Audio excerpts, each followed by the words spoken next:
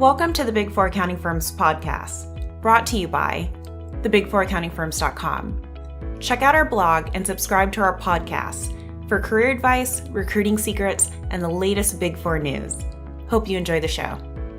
In today's podcast, we're going to talk about the new skills that are required in order to succeed at Big Four recruiting and in order to be a great Big Four professional. And we're going to be discussing 5 key skills and areas to focus in order to become a great Big Four candidate or a great Big Four professional.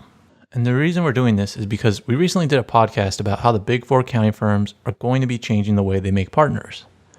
And instead of making partners in tax, audit, or consulting, there will be partners that have knowledge in all areas of accounting and business. And it will be expected that Big Four professionals have knowledge in all business areas.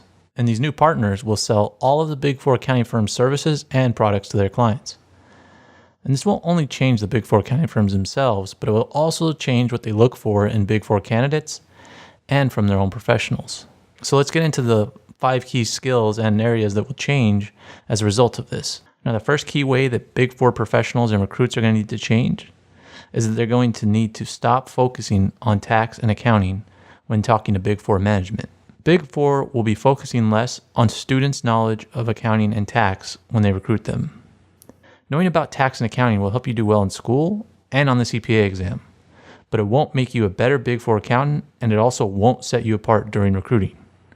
So keep that in school and keep it in mind that it won't necessarily help you in recruiting or in your job.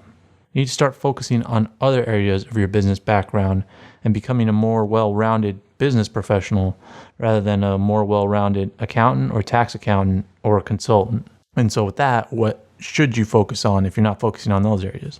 And the second key skill is that you need to learn about technology. Technology is changing the landscape of businesses, not just in accounting departments, but in all departments. And as technologies continue to grow and offer efficiencies in business, so does the investment in them. Therefore, as consultants to the largest businesses in the world, the Big Four will be pushing these out to their clients. And the Big Four will expect students to be more knowledgeable about upcoming technologies in business. So learn as much about technology as possible. You need to learn about technologies such as Alteryx and Tableau, and you should also learn about Salesforce and Amazon Web Services and new offerings from SAP and Oracle. And so you should search for all of these and put Google alerts for all of these. And that way you can learn about them.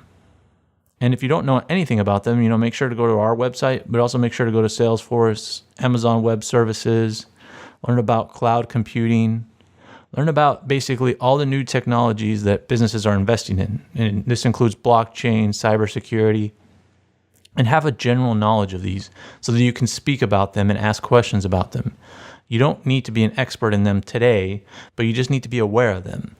You shouldn't be aware of just debits and credits and accounting systems and ledgers and all of that. You need to be learning about these new technologies like Alteryx and Tableau and things that are going to make businesses more efficient in the future. And the next area of focus that's essential for Big Four professionals is learning about key business skills such as communication and negotiation. As people become more engrossed in these technologies we just spoke about, they'll likely become weaker in more necessary business skills like negotiating and business communication. And the Big Four will be looking for people that can communicate effectively and also negotiate.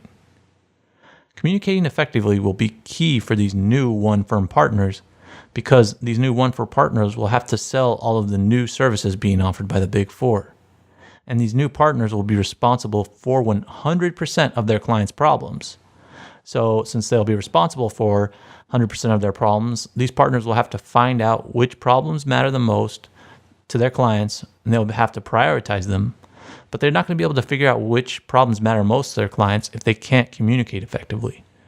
And another area that this impacts is public speaking skills.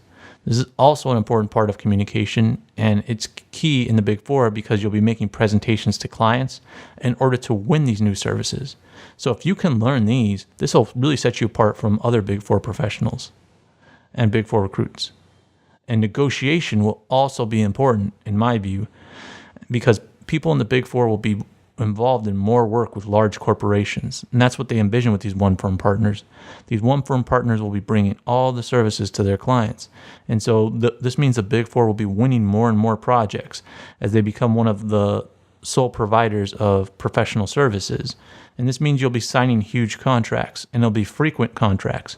So clients will expect steep discounts and will be pushing partners for lower prices and deals. And this is where learning to negotiate will be a key skill for recruits and Big Four professionals. And another area where you need to negotiate is when you're collecting bills. And that's another part of managing a huge engagement, is that you have to be able to bill your client and then collect. Clients don't like paying bills. They like to pay them late, and when they pay them, they want reductions in their fees. And there aren't many Big Four partners, in my experience, that are extremely skilled in these areas. So the Big Four are definitely looking for professionals who know both of these areas. And you're not necessarily going to be able to show this in an interview without bringing it up. So in your interview, make sure to bring up that you've learned about negotiating and you've taken some either negotiating classes or some business communication skills classes. Don't be afraid to bring that up. It'll really set you apart. Before we get to our next key skill to learn, I wanted to take some time to speak about our sponsor, Right Networks. Right Networks is a hosting solution for forward-thinking CPA firms, accounting professionals, and small and mid-sized businesses. Right Networks helps accountants move their accounting-based desktop and legacy applications to the cloud, giving you the freedom and flexibility to scale your business, expand into new locations, and deliver an ever higher level of service. To learn more, give Right Networks a call at 888-417-4448, extension 1. Now let's get back to the show. Now, our fourth key skill that I wanted to speak about today is networking. And I know we talk about that a lot in this podcast, but networking is and will be an important part of Big Four recruiting and an important part of working in the Big Four. Networking within the Big Four will mean that you will know more future clients as many Big Four professionals leave and become clients. And networking while you're recruiting will make Big Four professionals remember you. So this is a key skill that will be essential to set yourself apart from Big Four candidates and Big Four professionals, because not many accountants are very good at this when they start out. A lot of people that want to become accountants and tax accountants are very awkward and they like isolating or being introverts. So if you can learn how to network, then it'll really set you apart. And it isn't necessarily hard either. It's just really interacting with other professionals and getting their contact information and keeping in contact with them. And it's easier than ever now with LinkedIn. But a lot of people don't use LinkedIn. They just use Twitter or Instagram or Facebook. And even when they do that, it's not really staying connected. It's not really building meaningful relationships. It's just about presenting yourself as somebody that's having a perfect life. And yet when people do that, they don't even necessarily do that on their LinkedIn, because they see LinkedIn as this boring business professionals network. But it's essential right now for you to start building up your LinkedIn profile, putting up a professional photo on there, building up your profile, thinking of all the business skills that you're building up and putting that within your profile today. And anytime you meet somebody that you think can enhance your professional career, add them on LinkedIn. And if they're not on LinkedIn, get their email or get their contact information and stay in contact with them. Building a strong network is going to help you reap rewards further down in your career.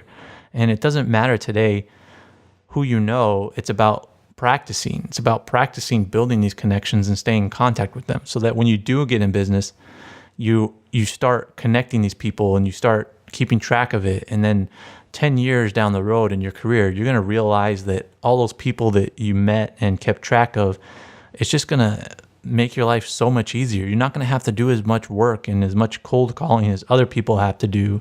And it's not going to be as awkward as it is for many people who don't do this until it's time to make partner. There's so many people that get late in their careers and they're barely networking. They're barely getting out there and meeting clients and staying in contact with them and calling them. If you get used to this now, then it's just going to help you further down in your career. And you can't really work in business and in corporations without networking. It's just a necessary part of the gig. There's no more of those people that just hang out in their cube or in their office and do nothing and just data enter all day. Those jobs are going away. It's the people with the soft skills that network and keep people in contact. Those are the people that are going to be the future of not only accounting, but just business in general. And one of the last things that I'll say, which is the fifth thing, is that in order to impress the Big Four and get a good Big Four job, is that you need to go to large target schools in your area. And I mean colleges and universities. And the reason this is because the Big Four want their professionals to be able to connect with their largest clients in the world. And their largest clients are large corporations or partnerships. And in those corporations are tons of people that followed a traditional path and went to a large business school. And this means that the Big Four will be recruiting out of those schools. Not necessarily because those schools have the best curriculum, but because those schools are where their clients went. And it will be easier to connect with their clients if all their candidates went to similar schools. And I know many of you who go to smaller schools or non-traditional schools don't want to hear that, but I'm sorry, it's true. And if you currently aren't at a big business school, then try to improve your grades and get into a large business school. Otherwise, you're going to have to do a lot more strategizing and networking to get into the Big Four. And in conclusion, there are some key areas that the Big Four will want to see from professionals that we've spoken about in this podcast today. They're essentially going to want Big Four candidates to fit into a mold. And if you already work in the Big Four, they're going to want you to fit into a mold. They're selling a service, and that service is people. And so the better you fit into this standardized mold, the better off you're going to be in your career. And I'll encourage you to follow my advice in this podcast, but also don't get distracted by all the social media from the Big Four and all the new things that they put out there about diversity, about wearing casual work clothes, about being different and embracing being different and extremely creative. All those things are true, but to an extent. You have to remember who the Big Four sell to. They sell to these old, stingy corporations. So a lot of these things that you're seeing on Big Four social media and in the news about how they're really changing the way they are, that's really to recruit you and to recruit young people. It's not necessarily to sell the service to their clients. When they're selling to their service to their clients, they're extremely professional and they want to be extremely standardized.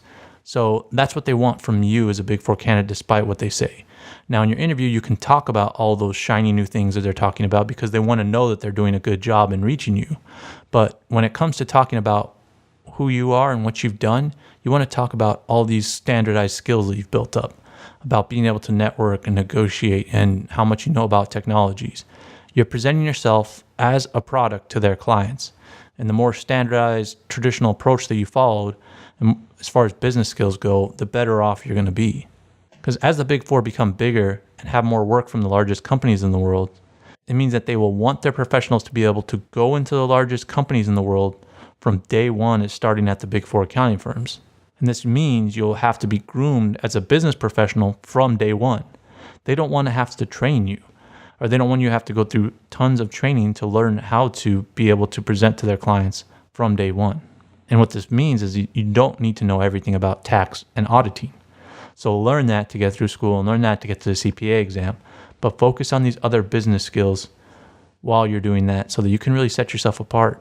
And you can learn more of these key skills, not just business skills, but skills that you'll need when you're in the Big Four from our interview course. And you could also learn this from the premium content on our Patreon page. And the links to both of these resources are in the show notes. Thanks for listening.